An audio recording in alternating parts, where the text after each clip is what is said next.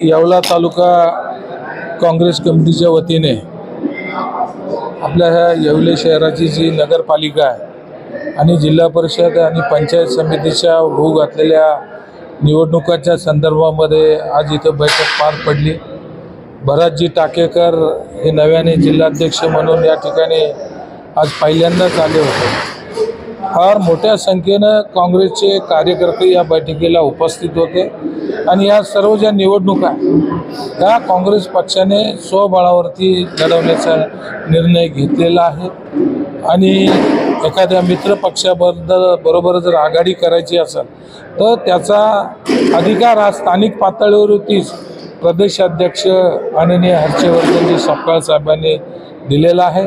आज राज्यामध्ये शेतकऱ्यांची फार मोठी बिकट परिस्थिती आहे। खरं तर ओला दुष्काळ जाहीर करण्याची गरज होती, परंतु शेतकऱ्यांना तोकडी मदत देऊन त्या ठिकाणी शेतकऱ्याच्या तोंडाला पानं पुसण्याचं काम त्या राज्याच्या महायुतीच्या सरकारने केले आणि आज भ्रष्टाचार असेल, महागाई, बेरोजगारी हे मोठे प्रश्न असताना जनतेला खोटी आश्वासनं देऊन आणि खोटी वोट चोरी करून त्यांनी मागे विधानसभेची निवडणूक या राज्यामध्ये जिंकलेली। परंतु आता येणाऱ्या ज्या स्थानिक स्वराज्य संस्थांच्या निवडणुका आणि महापालिका असतील, नगरपालिका, इथे मला वाटतं त्यांचा पराभव हे जे शेतकरी बांधव हे जे बेरोजगार आहेत, युवक असतील, युवती असतील, निश्चितपणे त्यांच्याकडे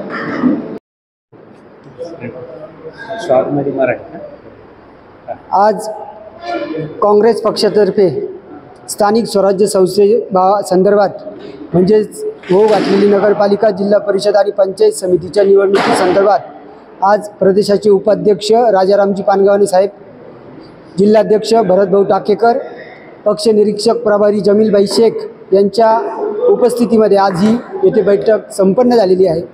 या बैठकीमध्ये समविचारी पक्षांसोबत आघाडी करण्यासाठी प्राधान्य देण्याचा निर्णय झालेला आहे।